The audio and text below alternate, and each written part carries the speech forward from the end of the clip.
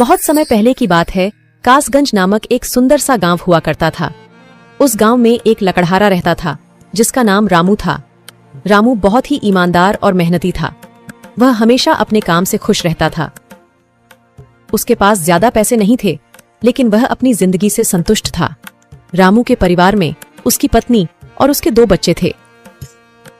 रामू सेठ लालचंद के यहाँ लकड़ी काटने का काम करता था और लकड़ी काटने के बदले में सेठ लालचंद रामू को पैसे देता था, जिससे रामू और उसके परिवार का जीवन व्यापन होता था। सुमन, मैं काम पर जा रहा हूँ। आज बहुत देर हो गया है, तो तुम बच्चों को स्कूल छोड़ाना। जी, स्कूल तो मैं छोड़ आऊंगी, लेकिन मोनू और चिंकी पिछले 2 दिन से कह रहे हैं कि उनके स्कूल की टीचर स्कूल की फीस मंगा रही है। हाँ, तो जाकर दे आओ ना स्कूल की फीस। अजी कहाँ से दूं? आप जो पगार लाते हैं उसमें मुश्किल से तो घर चल पाता है। अब उतनी सी तनख्वाह में मैं बच्चों की फीस का इंतजाम कैसे करूं? अजी मैं एक बात आपको साफ साफ कह देती हूँ, आप सेठ लालचंद जी से पगार बढ़ाने की बात कहिए। दिन पर दिन खर्च बढ़ता जा रहा है। बाजार में अगर सब्जी लेने निकलो तो सब्जियों के दाम आसमान छू रहे हैं, और बच्चों की पढ़ाई का खर्चा, घर का खर्चा, अब इतनी कम तनख्वाह में कैसे गुजारा होगा? ठीक है, मैं आज ही सेठ जी से थोड़ा पगार बढ़ाने की बात करता हूँ। इतना कहकर रामू काम पर चला जाता है।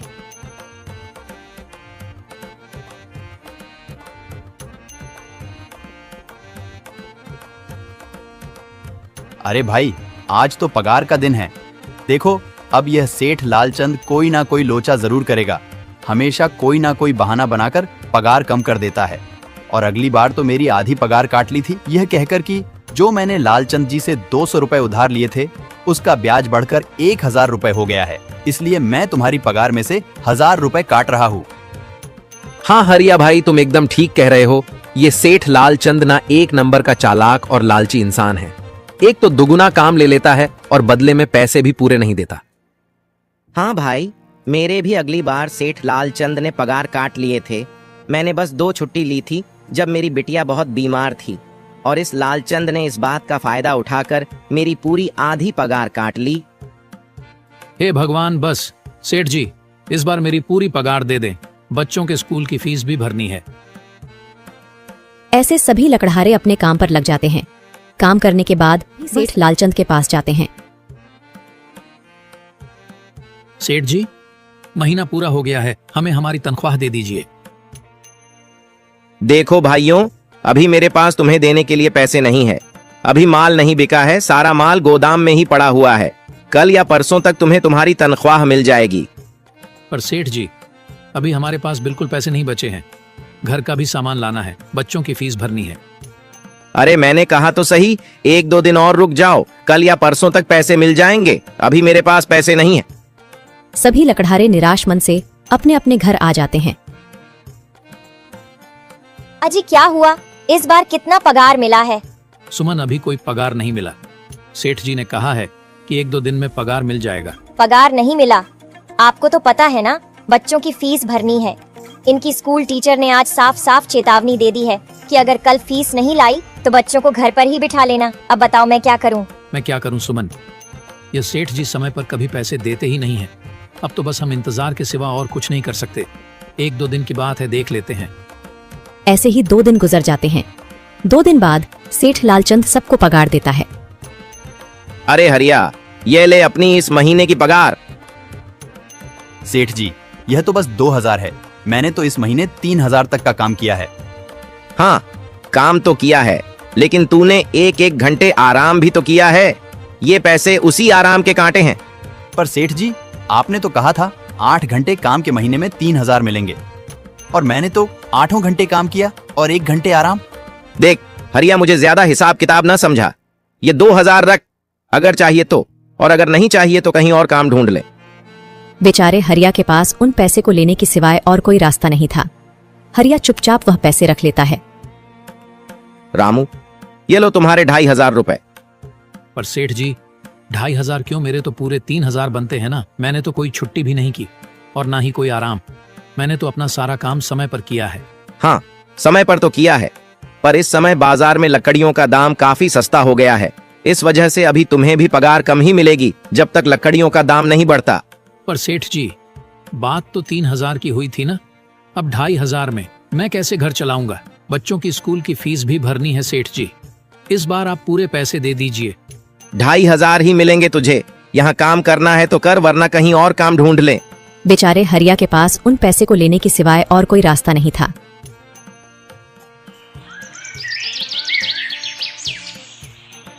अरे भाई, यह सेठ लालचंद एक नंबर का बेईमान इंसान है। सारे पैसे अपने जेब में भर लेता है और बहाने बनाता है कि लकड़ियों के दाम सस्ते हो गए हैं। देख लेना, हम गरीबों की किसी न किसी दिन इसे जरूर हाय लगेगी। नहीं हरिया, ऐसे नहीं कहते। वह हमारे अन्नदाता है। आखिर उन्हीं के वजह से तो हमारा घर चल रहा है। अरे काहे का अन्नदाता? काम के पूरे पैसे तो देता नहीं है। पूरे महीने मेहनत करके भी क्या मिलते हैं? बस ये 2000 रुपए। इसमें घर खर्च कैसे चलाएं? ऐसे तो हम कभी तरक्की नहीं कर पाएंगे। और हम कर भी क्या सकते हैं हरिया? हमें लकड़ी काटने की सिवा और कोई काम कहाँ आता है? और कोई काम खोलना भी चाहे तो उसके लिए हमारे पास इतने पैसे कहाँ हैं? अब जो भी हो, हमारा तो बस ये सेठ लालचंद ही सहारा है ना। कुछ देर बातें करने के बाद अपने घर की ओर निकल पड़ते हैं। जी आ गए आप। कितनी पगार मिला है? सुमन, इस बार सेठ जी ने बस 2500 रुपए ही दिए हैं। बस 2000। इतने में कैसे घर चलाएंगे? बच्चों की फीस में ही 1000 रुपए निकल जाएंगे। फिर 1500 में क्या क्या करेंगे? अब मैं क्या कहूँ सुमन, अब तुम्हें इसी में ही गुजारा करना होगा। तुम सबसे पहले बच्चों की फीस भर देना, इसके बाद बाकी का मैं देखता हूँ। अजी आप क्या देख लोगे? सेठ जी से पूरे पैसे तो मांगे नहीं गए आपसे? नहीं सुमन, मैंने सेठ जी से पैसों के लिए कहा था, पर सेठ जी ने साफ इनकार कर दिया और कहा, यह लेना है तो लो, वरना कहीं और काम ढूंढ सकते हो। मैं सोच रहा हूं कि लकड़ी काटने के बाद मैं कहीं और भी काम ढूंढ लूं। सेठ जी के यहां से काम करने के बाद मैं दूसरी जगह पर काम किया करूंगा। इससे कुछ ज्यादा आमदनी हो जाएगी। आज ही मैं सेठ जी के यहां पर काम करने के बाद और भी जगह काम ढूंढने जाऊंगा। इतना कहकर रामू काम पर निकल जाता है और जैसा कि रामू ने कहा था, वह लालचंद के यहाँ काम करने के बाद काम की तलाश में निकल जाता है। रामू पूरे गांव में काम ढूंढता है, दुकानों दुकानों पर जाकर लोगों से काम मांगता है, मगर हर जगह रामू को केवल निराशा ही हाथ लगती है। अंत में थक हार कर रामू वापस जाने लगता है। तभी वह देखता है कि अचानक बहुत सारे भैंसों का झुंड उसकी तरफ दौड़े आ रहा है। यह देखकर रामू बहुत डर जाता है। वह इधर उधर देखता है तो उसे एक गुफा दिखती है और वह गुफा में जाकर छुप जाता है। जब भैंसों का झुंड वहां से निकल जाता है, तब रामू की जान में जान आती है। हे भगवान, आज तो बाल बाल बच गया मैं, वरना आज तो मैं इन भैंसों के पैरों तलों तो कुचला ही जाता। पर यह मैं कहाँ आ गया? रामू यह सब सोच ही रहा था कि तभी उसकी नजर गुफा में रखी एक टोकरी पर जाती है। रामू उस टोकरी के पास जाता है। ये कैसी गुफा है? ये कैसी टोकरी यहाँ पड़ी है? इसे मैं घर ले जाता हूँ, सामान रखने के काम आ जाएगी। रामू जैसे ही उस टोकरी को हाथ लगाता है, गुफा में से एक आवाज आती है, रुक जाओ, इसे छूने की कोशिश मत करो।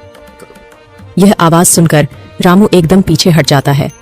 तभी गुफा में एक जिन्न प्रकट हो जाता है और वह रामू से कहता है, कौन हो तुम और मेरी गुफा में क्या कर रहे हो? मुझे माफ करना, आप जो भी हो। कुछ भैंसों का झुंड मेरे पीछे पड़ गया था और उनसे बचने के लिए मैं इस गुफा में आकर छिप गया और फिर मेरी नजर इस टोकरी पर गई। माफ कीजिए, मुझे लगा यहाँ कोई नहीं है तो यह टोकरी किसी की नहीं होगी, इसलिए मैंने इसे छुआ। रामू, तुम्हें डरने की जरूरत नहीं है। मैं तुम्हारे बारे में सब जानता हूँ। मेरी नजर एक बार भी जिस पर पड़ जाती है, मैं उसका इतिहास अपनी खुली आंखों से देख सकता हूँ। पर आप है कौन और आप इतने विचित्र क्यों दिखाई पड़ रहे हैं? आप अपना परिचय दीजिए। कौन है आप? मैं एक जिन हूँ और मैं कई सालों से इस गुफा की रक्षा कर रहा हूँ। यह गुफा मेरे पूर्वजों की है। इस गुफा में केवल वही इंसान घुस सकता है जिसका मन बिल्कुल पवित्र हो। अगर तुम अपवित्र होते तो तुम इस गुफा में कभी नहीं घुस पाते। तुम एक सच्चे इंसान हो, इसलिए तुम इस गुफा में घुस पाए और इस टोकरी को छू पाए। अब तुमने इस टोकरी को छुआ है तो यह टोकरी तुम्हारी हुई। नहीं, मुझे ये टोकरी नहीं चाहिए। मैं तो बस देख रहा था। डरो मत रामू, तुम ये टोकरी ले जाओ। ये कोई साधारण टोकरी नहीं है, बल्कि यह जादुई टोकरी है। जादुई टोकरी? क्या यह वही जादुई टोकरी है जिसके बारे में हमारी दादी कहानी सुनाई करती थी कि किसी गांव में एक जादुई टोकरी हुआ करती थी और वह सबकी इच्छाएं पूरी करती थी। हाँ रामू, ये वही जादुई टोकरी है। अब तुम इस टोकरी के मालिक हो। तुम इसके इस्तेमाल से अपनी स्थिति सुधार सकते हो, पर याद रखना, तुम जो भी वस्तु इस टोकरी में एक बार डालोगे वह चीज ही तुम्हें बार बार इस टोकरी में डालनी होगी। इसके अलावा तुम और दूसरी कोई चीज इस टोकरी में नहीं डाल सकते। अगर तुमने ऐसा किया तो इसका परिणाम तुम्हें ही भुगतना होगा। मेरी इस बात को हमेशा ध्यान में रखना और सोच समझकर बिना लालच किए इस टोकरी में वह ही सामान रखना जिसकी तुम्हें जरूरत हो। रामू टोकरी को लेकर घर आ जाता है। सुमन, ये देखो, ये मैं क्या लेकर आया हूँ। क्या लाए हो आप? बस ये एक टोकरी। सबसे पहले यह बताइए, आप तो काम की तलाश में गए थे ना, तो कोई दूसरा काम मिला कि नहीं? नहीं। अरे सुमन, मेरी पूरी बात तो सुनो। ये कोई ऐसी वैसी टोकरी नहीं है, बल्कि ये एक जादुई टोकरी है। रामू सुमन को वह सारी घटना के बारे में बताता है जो उसके साथ हुई। अच्छा, तो आपका कहने का मतलब है कि इस टोकरी में हमें कोई ऐसी चीज डालनी होगी जिसकी हमें सबसे ज्यादा जरूरत हो। हाँ सुमन, हमें सोच समझकर ही इसमें कोई चीज डालनी होगी। रामू थोड़ी देर सोचता है, फिर उसका ध्यान उन लकड़ियों पर जाता है जो एक बार उसने सुमन को रखने को दी थी। सुमन, तुम्हें याद है, एक बार मैं जंगलों में लकड़ियां काटने गया था तो मुझे एक चंदन की लकड़ी मिली थी और वह मैंने तुम्हें लाकर दे दी थी। हाँ, दी तो थी। तो तुम उस लकड़ी को ले आओ। हम उस चंदन की लकड़ी को ही इसमें डालेंगे और उस लकड़ी से अपना एक व्यापार शुरू करेंगे। सुमन चंदन की लकड़ी को ले आती है और उसे टोकरी में डाल देती है। वह जैसे ही चंदन की लकड़ी उस टोकरी में डालते हैं, उसमें कई सारी लकड़ियां आ जाती हैं। अरे वह, यह तो चमत्कार ही हो गया। ये देखिए, कितनी सारी चंदन की लकड़ियां हो गई। अगर आप इसको बेचेंगे तो इससे काफी अच्छे पैसे मिलेंगे। हाँ राधा, मैं कल सुबह बाजार जाकर इनको बेच आऊंगा और जो पैसे मिलेंगे उससे हम अपने मोनू और चिंकी के स्कूल की फीस भर देंगे और बाकी बचे पैसों को संभाल कर रख लेंगे। अगले दिन रामू लालचंद सेठ के यहाँ काम पर ना जाकर चंदन की लकड़ियों को बेचने के लिए बाजार की ओर निकल पड़ता है। वहाँ पर रामू चंदन की लकड़ियों को बहुत ही कम दामों में बेचा, जिसकी वजह से आम लोगों के साथ साथ बड़े व्यापारियों ने भी रामू से चंदन की लकड़ियां खरीदी। लकड़ियों को बेचकर रामू को काफी अच्छे पैसे मिले। पैसों को लेकर चंदन घर आ जाता है। ये देखो सुमन, उन लकड़ियों को बेचकर मुझे कितने सारे पैसे मिले हैं। ये लो कुछ पैसे, इससे तुम कल मोनू और चिंकी के स्कूल की फीस भर देना। अच्छा, तो मैं काम पर जाता हूँ। अजी, आपके पास तो अब यह जादुई टोकरी है, तो अब आपको उस सेठ लालचंद के यहाँ काम करने की क्या जरूरत है? हाँ सुमन, मैं सेठ लालचंद जी के यहाँ काम पर नहीं जा रहा, बल्कि मैं तो वहाँ पर जो काम कर रहे बाकी के लकड़हारे हैं उन्हें ये खुशी की खबर देने जा रहा हूँ, क्योंकि सेठ लालचंद जी से मेरे साथ साथ वह लकड़हारे भी बहुत परेशान थे। इसलिए अगर मेरा भला हो रहा है तो क्यों ना मैं उन सभी का भला करूं। वह सभी बहुत ईमानदार लकड़हारे हैं, वह सभी बहुत मेहनत से काम करते हैं, मगर लालचंद ने कभी भी उनको उनकी मेहनत के सही पैसे नहीं दिए। इसलिए मैंने सोचा है क्यों ना मैं उनको अपने इस काम में शामिल कर लूं। हाँ जी, बात तो आपकी बिल्कुल सही है। अगर आप सभी लोग एक साथ मिलकर काम करेंगे तो हम सब बहुत जल्द ही तरक्की हासिल कर लेंगे।